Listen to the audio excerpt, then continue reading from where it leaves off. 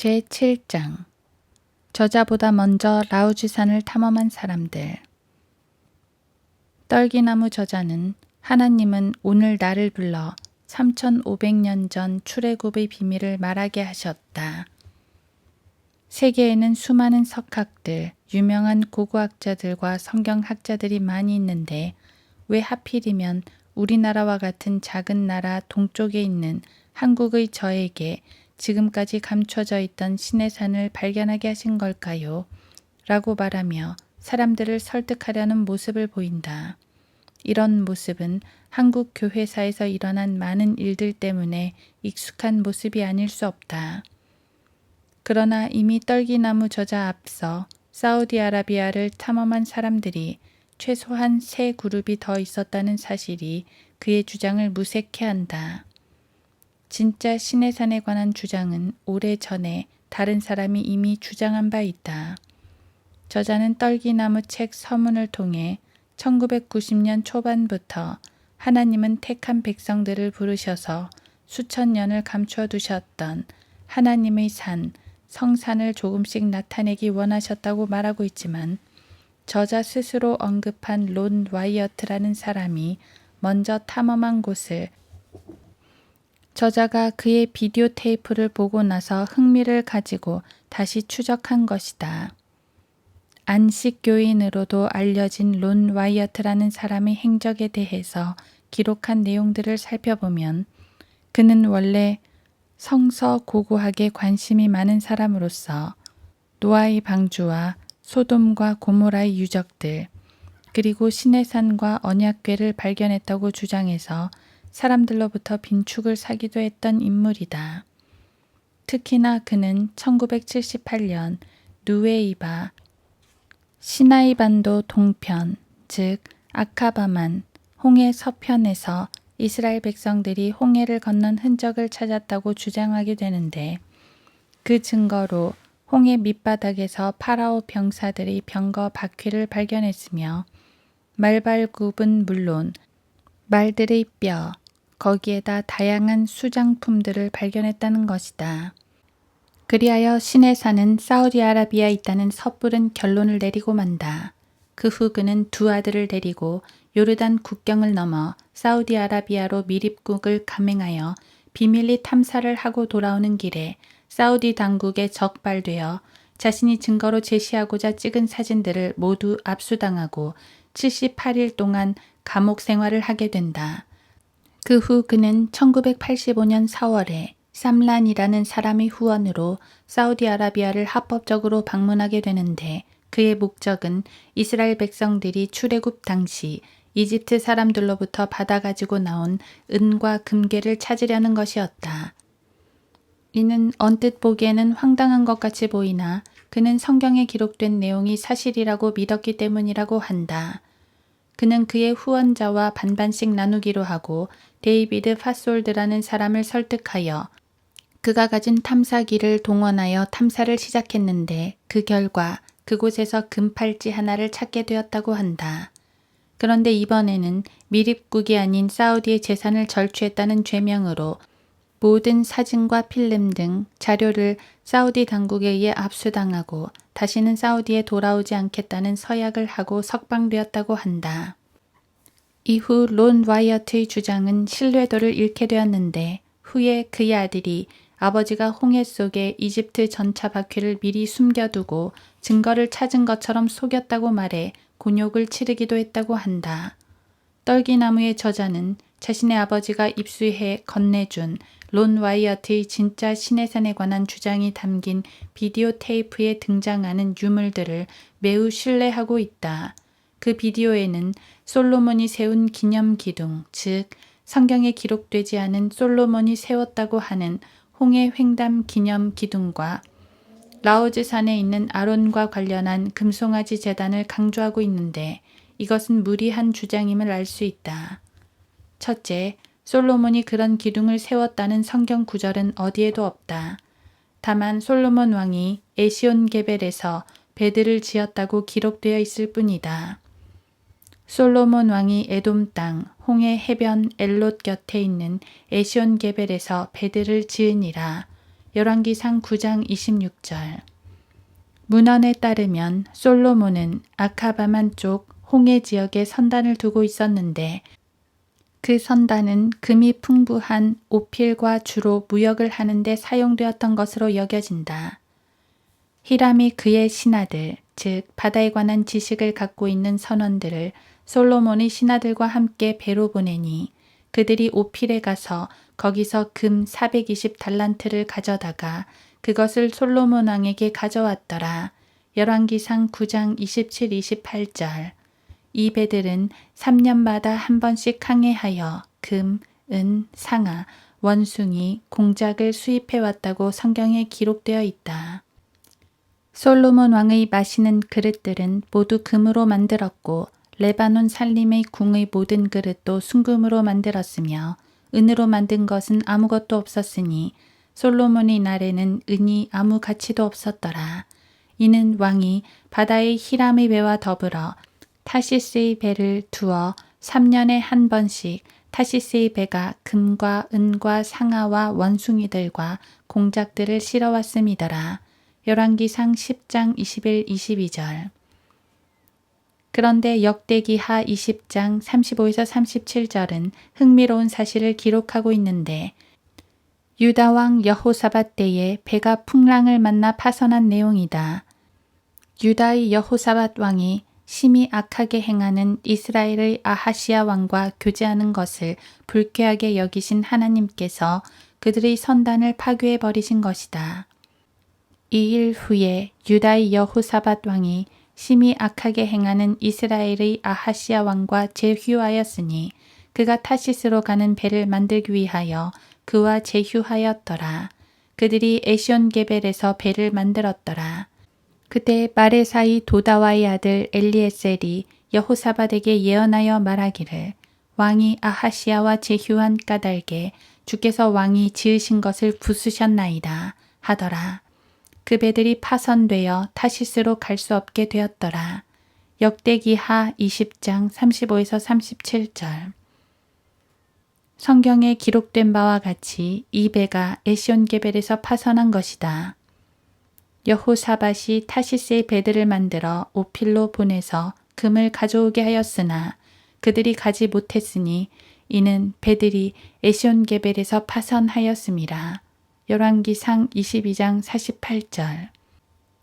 이로 보건대 론 와이어트가 홍해, 에시온게벨과 가까운 누에이바 지역에서 찾아낸 마차, 바퀴 등 유물들은 그때 당시 파선된 배의 잔재들일 것으로 여겨진다.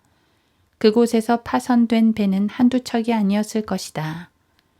그렇다면 이러한 유물들은 출애굽 사건과는 너무 먼 시간차가 있다.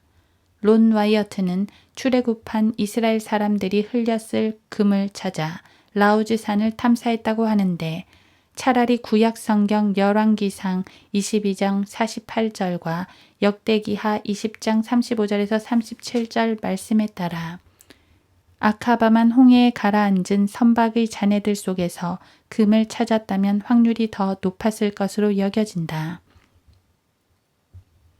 그들은 왜 출애굽 때 이스라엘 사람들이 금과 은을 함부로 흘리고 다녔을 것이라고 생각했던 것일까? 확실히 황금은 그것에 탐욕을 보인 사람들에게는 눈과 귀를 어둡게 하고 사람들의 지성을 빼앗아가는 강력한 무언가가 있음이 틀림없다. 또 금송아지 제단은 어떤가? 그가 진영에 가까이 오자 송아지와 그 춤추는 것을 본지라 모세가 경노하여 자기 손에서 돌판을 던져 산 아래서 깨뜨리니라. 모세가 그들이 만든 송아지를 가져다가 불에 태워서 가루로 만들어 물에다 뿌려 이스라엘 자손들로 그것을 마시게 하더라. 출애굽기 32장 19, 20절. 성경에서 이집트에서 탈출한 이스라엘이 범한 첫 번째 우상 숭배는 아론이 만든 금송아지로 유명하다. 그런데 그 금송아지 제단이 아직도 사우디아라비아 라우즈산에 그대로 존재한다는 것이 저자의 주장이다. 그 증거로 사진을 제시한다. 그러나 그 금송아지 제단 때문에 화가 난 모세가 경노하여 친히 하나님께서 만들어주신 돌판을 깨뜨려 버리고 심지어 금송아지를 불태워 가루로 만들어 그 가루를 백성들로 하여금 마시게 한 모세다. 그 후 하나님 편에선 레위 사람들과 그렇지 않은 사람들을 갈라놓은 후 서로 칼을 짚고 싸우게 해 그날 3,000명의 사람이 쓰러지는 비극적인 사건이 벌어졌다. 바로 그 우상숭배 제단 때문이다. 그런 상황에서 하나님과 모세가 금송아지 제단을 오늘날까지 보존해 두었을 것이라고 생각하는가?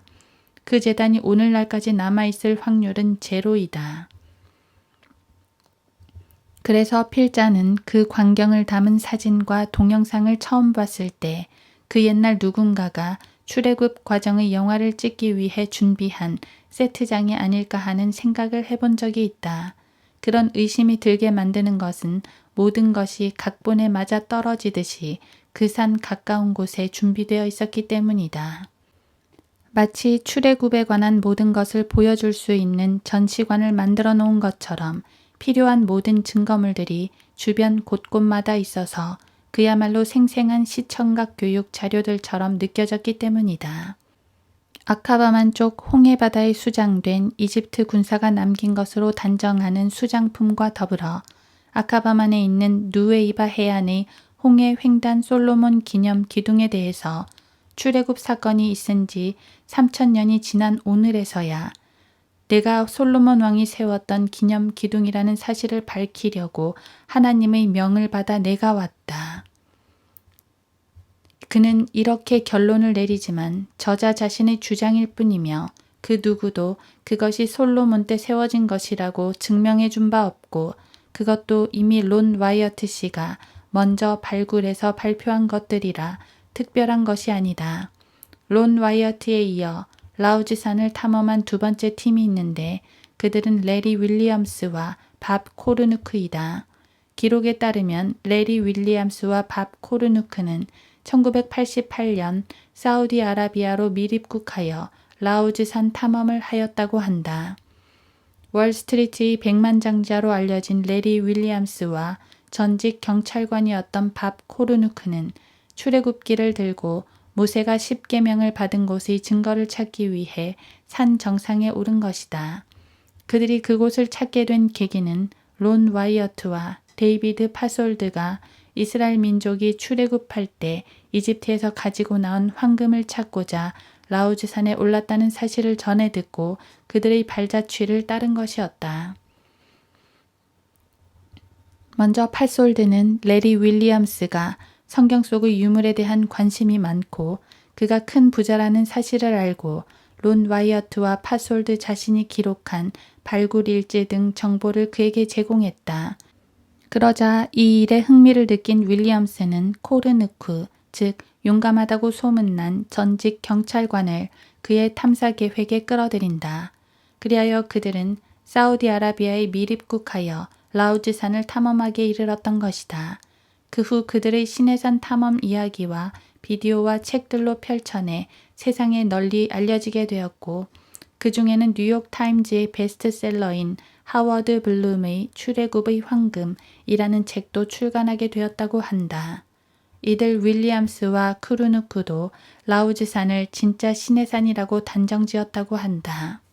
그 이유는 라우즈산은 고대 미디안 지역에서 가장 높은 산이었기 때문이고 산의 정상이 검은색을 띠고 있으므로 불에 탄 흔적이 역력한 바위들이 보였기 때문이라는 것이다.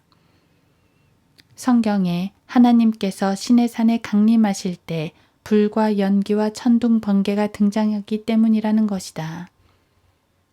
셋째 날 아침에 천둥과 번개와 짙은 구름이 산 위에 있고 나팔 소리가 심히 크므로 진영에 있는 모든 백성이 떨더라.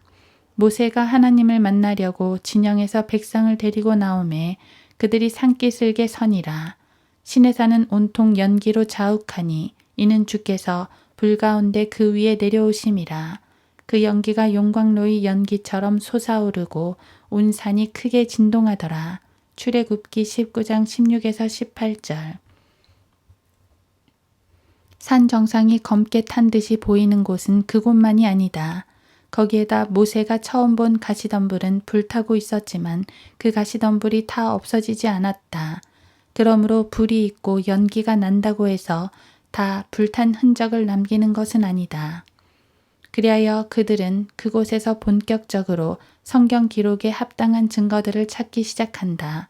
그 결과 그들은 황소의 형상이 새겨진 바위를 찾게 되고 그곳을 금송아지 제단이라고 명명한다. 그들은 계속해서 탐험한 결과 약간 높은 산비탈에서 건물의 기초석으로 추정할 수 있는 큰 돌 구조물을 발견하고 그 구조물을 모세가 세운 제단이라고 주장하게 된 것이다. 그들은 위장을 한 채로 계속해서 산 정상을 향해 올랐고 거의 정상에서는 쪼개진 바위 틈을 발견하고서 그곳이 하나님께서 모세에게 자신을 보여주신 곳일 거라는 생각을 하게 되며 또 그 산에서 넓은 동굴 하나를 발견하고 그곳을 엘리야의 동굴이었을 것이라고 제안을 하게 된다. 하지만 이 모든 것들에 대해서 확증할 만한 증거들은 없다. 그들은 그렇게 자신들의 상상에 따라서 내키는 대로 그렇게 명명했을 뿐이다. 윌리엄스와 쿠르나크는 고고학자들도 아니다. 이들은 출애굽의 시기와 관련하여 과학적 증거로 제출할 만한 것을 내놓지는 못했음에도 불구하고 그들의 탐험은 가려운 귀를 긁어주기를 바라는 현대의 대중들에게는 큰 인기를 끌기에는 충분했던 것이다. 그 다음에 그곳을 탐험한 유명한 부부가 있는데 바로 짐 페니 콜드웰 부부이다. 남편이 사우디아라비아 아람코사에서 12년 근무를 하던 중 라오지산을 10차례나 동반했다는 것이다.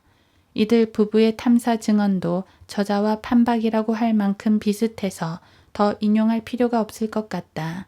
당연한 일이지만 흥미로운 것은 후대의 탐험가들이 내놓은 정보는 점점 더 그 내용이 더해진다는 것이고 사실로 고착화하려는 시도가 역력하다는 것이다.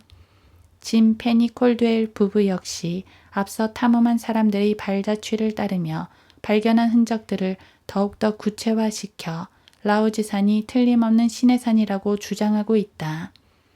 하나님의 사람이 열정을 가지고 앞서 행했던 사람들의 발자취를 더듬어 하나님의 말씀인 성경에 기록된 것들을 증명해 보임으로써 성경이 진리라고 증거하려는 노력은 하나님께나 사람들에게 있어서 그 노력이 가상한 것은 사실이다. 그러나 성경과 부합하지 않는 것들에 대해서는 단정하지 말고 자제해야만 한다.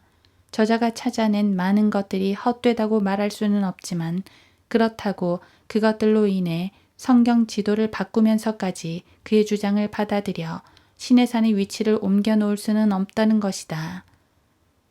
그의 모든 편지에서도 이런 것에 관하여 말하고 있으나 그 가운데는 깨닫기 어려운 것이 덜어 있어 무식한 자들과 경고하지 못한 자들이 다른 성경들처럼 억지로 풀다가 스스로 멸망에 이르느니라.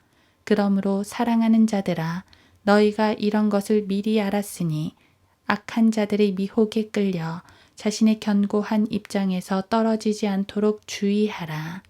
베드로후서 3장 16, 17절.